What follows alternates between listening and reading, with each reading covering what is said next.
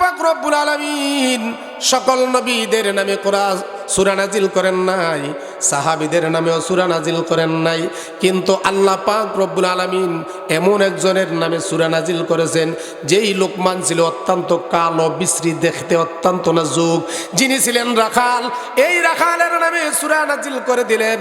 এই লোকমান এমন কি কাজ করেছিল যেই কাজের জন্য আল্লাহ খুশি হইয়া নিজে আল্লাহ পাক রব্বুল আলামিন সেই রাখাল লোকমানের নামে একটা সূরা, সূরাতুল লোকমান কোরআনে নাজিল করে দিলেন। বলেন না সুবহানাল্লাহ। কারণ মানুষ রাখাল হতে পারে, দেখায় সৌন্দর্য হতে পারে, দেখায় মানুষের কাছে পছন্দ নাও হতে পারে, দেখায় মানুষের কাছে ভালো নাও লাগতে পারে, কিন্তু মানুষের অবয়ব স্ট্রাকচার ভালো নাও হতে পারে, কিন্তু তার মন, দিল, অন্তর এবং তার কাজগুলো ছিল আল্লাহর কাছে 100% এবং মনোনীত, আল্লাহর পছন্দনীয়। কথাটা ঠিক কিনা? পৃথিবীর জমিনে আল্লাহ পাক রব্বুল আলামিন তিনজন মানুষকে সবচেয়ে বেশি কালো করে পাঠিয়েছেন, আবার তিনজন মানুষকে সবচেয়ে বেশি সুন্দর করে পাঠিয়েছেন। তিনজন কালো মানুষ হলো, এক নম্বরে হলো হযরত লোকমান, দুই নম্বরে হলো হযরত বেলাল রাদিয়াল্লাহু তাআলা আনহু, তিন নম্বরে ছিলেন হযরত ওমর ফারুক রাদিয়াল্লাহু তাআলা আনহুর গোলাম, যার নাম উম্মে মাহজা। জুরে সুরে বলেন সুবহানাল্লাহ। এই তিনজন মানুষ পৃথিবীতে সবচেয়ে বেশি কালা ছিল, আর তিনজন মানুষ সবচেয়ে বেশি সুন্দর ছিল। এক নম্বরে সুন্দর যিনি ছিল সারা পৃথিবীর জমিনে সৃষ্টি জগতের মধ্যে, আপনার আমার নবী সাইয়্যিদুল মুরসালিন রাহমাতাল লিল আলামিন হুজুরপুর নূর সাল্লাল্লাহু আলাইহি সাল্লাম। বলেন না সুবহানাল্লাহ। আমার নবীর চেয়ে তো সুন্দর মানুষ, আমার নবীর চেয়ে তো সুন্দর আচার ব্যবহারকারী, আমার নবীর চেয়ে এত সুন্দর আকর্ষণীয় মানুষ আল্লাহর আকাশের নিচে জমিনের উপরে আল্লাহর সৃষ্টি জগতের মধ্যে এত সুন্দর কোন মানুষ পৃথিবীতে ছিল না। কথাটা ঠিক কিনা? আপনার আমার নবী এত সুন্দর ছিলেন। দ্বিতীয় ছিলেন হযরত ইউসুফ আলাইহিস সালাতু ওয়াস সালাম। তৃতীয় নাম্বার যিনি সুন্দর ছিলেন দাহিয়াতুল কলবি, আল্লাহ রাসূলের যিনি সাহাবী, যেই সাহাবীর সুরুদ ধরে হযরত জিবরাইল আলাইহিস সালাতু ওয়াস সালাম আল্লাহ রাসূলের কাছে ওহী নিয়ে আসতেন। বলেন না সুবহানাল্লাহ।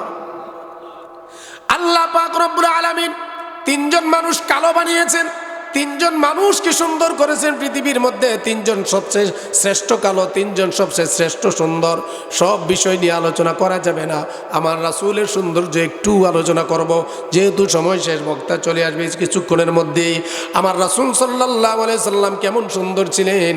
আমার রাসূল সাল্লাল্লাহু আলাইহি সাল্লামের দরবারের মধ্যে ছোট্ট একজন ইহুদি সন্তান যাইতো, যার নাম বারা ইবনে আজেম। সুবহানাল্লাহ বলেন।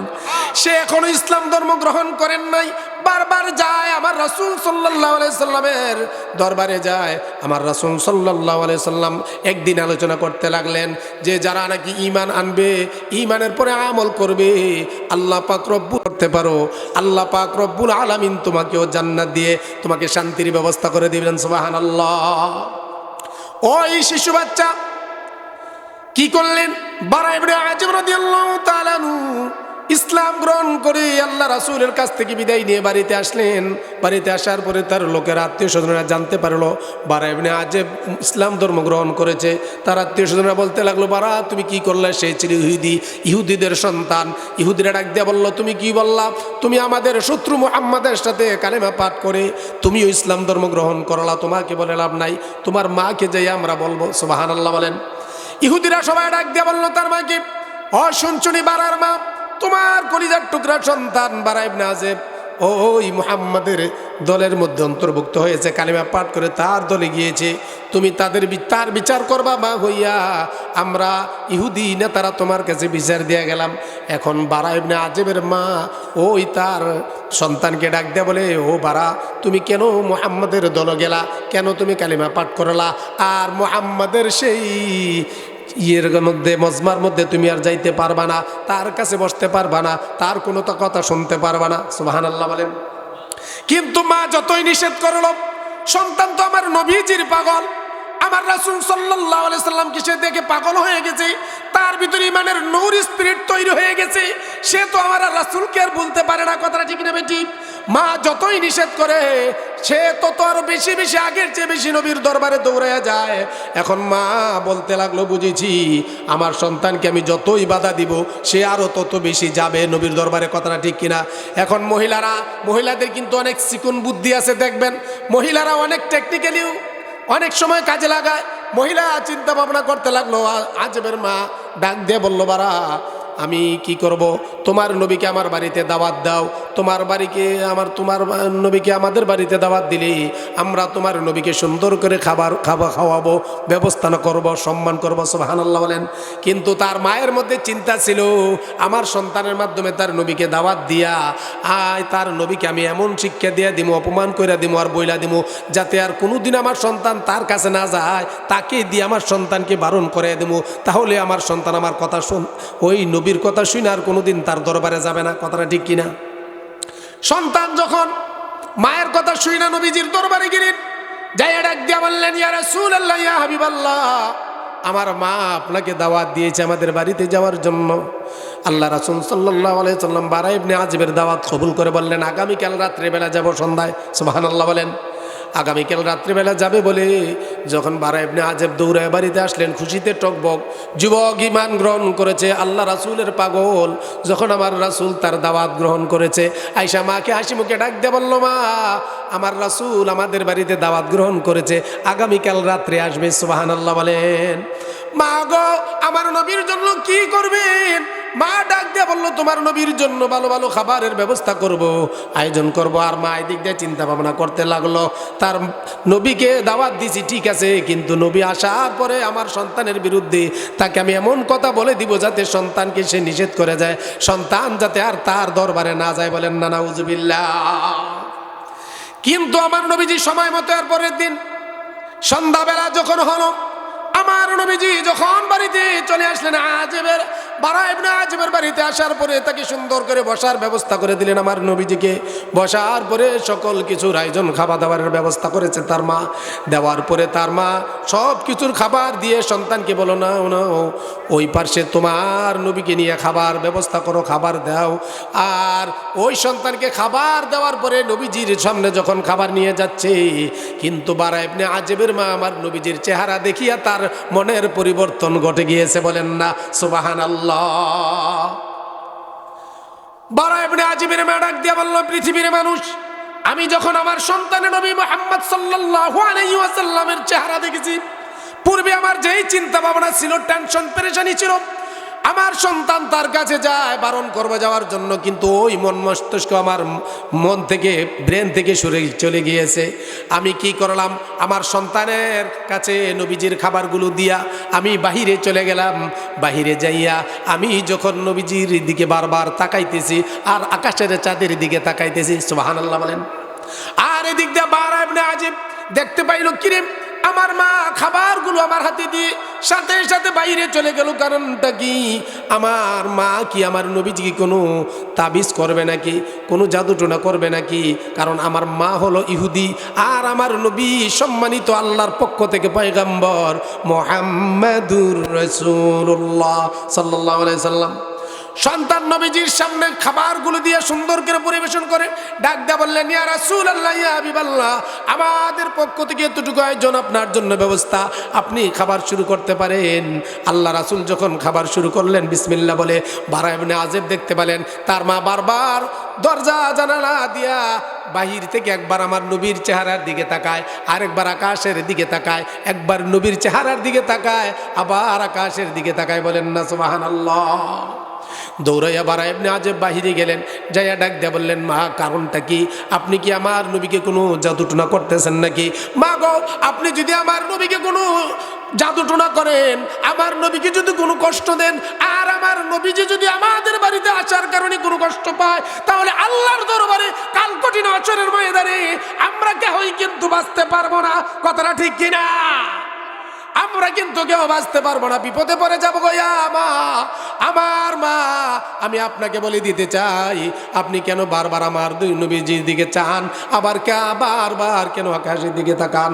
তার মা বারা ইবনে আযিবের মা ডাক দিয়ে চোখের পানিগুলো বালাইয়া ডাক দিয়া কয়, বারা রে, আমি কেন বারবার একবার তোমার নবীজির দিকে তাই, আবার কেন আকাশের দিকে তাকাই? তুমি জানো নি আমি এতদিন তোমার যাওয়া আসাটাকে পছন্দ করি নাই, বলেছিলাম তোমার নবীকে দাওয়াত দিয়ে নে, তোমার নবীকে ভালোভাবে শাসায় দিব আর বলে দিব তুমি যাতে তোমার নবীর কাছে আর কোনোদিন না যাও, নিষেধ করে দেওয়ার জন্য। কিন্তু না রে না বারা, আমি তোমার নবীর চেহারা দেখে বুঝতে পারলাম এটা কোনো সাধারণ মানুষ হতে পারে না, এটা কোনো সাধারণ মানুষ হতে পারে না। বলেন না সুবহানাল্লাহ। যার চেহারা আকাশের চন্দ্রের চেয়ে অত সুন্দর, যার চেহারার মধ্যে ভেবে নূর চমকাইতে পারি, যার চেহারার মধ্যে এত স্পিড, এত ভালো লাগে, এত ভালোবাসা, ওই মানুষটা কোনোদিন মানুষের খারাপ করতে পারে না। কথাটা ঠিক কিনা? ওই মানুষটা কোনোদিন মানুষকে খারাপ পথে নিতে পারে না, ওই মানুষটা কোনোদিন মানুষকে খারাপ বুদ্ধি দিতে পারে না। অবশ্যই বুঝতে পেরেছি তিনি আখেরি জামানার পয়গম্বর মুহাম্মাদুর রাসূলুল্লাহ সাল্লাল্লাহু আলাইহি ওয়াসাল্লাম। আমি একবার তোমার নবীর দিকে তাকাই, আবার আকাশের চন্দ্রের দিকে তাকাই, দেখতে পাইলাম আকাশের চন্দ্রের মধ্যে দাগ দেখা যায়, ময়লা দেখা যায়, কিন্তু তোমার নবীর চেহারার মধ্যে নূর চমকাইতেছে, কোনো স্পট নাই, এত সুন্দর চেহারা। বলেন না সুবহানাল্লাহ। এই জন্য আমি তোমার নবীর দিকে বারবার তাকাই আর বারবার আকাশের দিকে তাকাই। বুঝেছি তোমার নবী তো সাধারণ মানুষ না, উনি অবশ্যই আল্লাহর পক্ষ থেকে আখেরি পয়গম্বর। বলেন না সুবহানাল্লাহ। বারাম, আমি তোমাকে বলে দিতে চাই, আমি এতদিন বলেছিলাম তোমাকে বারণ করব না, না না, বারণ তো করবই না, বরং তুমি যেই নবীর কাছে ইসলাম গ্রহণ করেছো, কালেমা পাঠ করেছো, তুমি যাইয়া বলো তোমার নবীজিকে যে আমার মাও আপনার হাত ধরে কালেমা পড়ে মুসলমান হইতে রাজি হয়ে গেছে। বলেন না সুবহানাল্লাহ। নারে তাকবীর, নারে তাকবীর, দ্বীন ইসলাম আল্লাহ কবুল করুক, সকলে বলে আমিন। এভাবেই আল্লাহ রাসূল সাল্লাল্লাহু আলাইহি সাল্লাম তার দ্বীন ইসলামের দৈনন্দিন ওনার চলাফেরা, আচার আচরণ, কথাবার্তার ব্যবহারের মাধ্যমে আল্লাহ তাআলা এই দুনিয়াতে ইসলাম প্রতিষ্ঠিত করেছেন। আর সেই ইসলামকে, সেই ধারাবাহিকতাকে ধরে রাখার জন্য এই যুগ যুগ ধরে ওলামায়ে কেরাম, হক্কানি পীর মাশায়েখ, আল্লাহর ওলিরা সেই কাজগুলো করে যাচ্ছে। বলেন না সুবহানাল্লাহ। তাই আজকের এই কালারকান্দি হাজীবাড়িতে যেই সুন্দর কোরআনের বাগান তৈরি করা হয়েছে, এটা প্রত্যেক বছর হোক। আপনারা চান কি চান না? ইনশাআল্লাহ আওয়াজ আপনারা চান কি চান না? অনেকে শুনি কয় এটা বলে কি আর কাদিয়ানির মাহফিল। কিও, আরে কালারকান্দি এলাকায় এত বড় একটা মাদ্রাসা থাকতে এই এলাকার মানুষ কি কাদরিয়া তরিকা আর কাদিয়ানি চিনে না?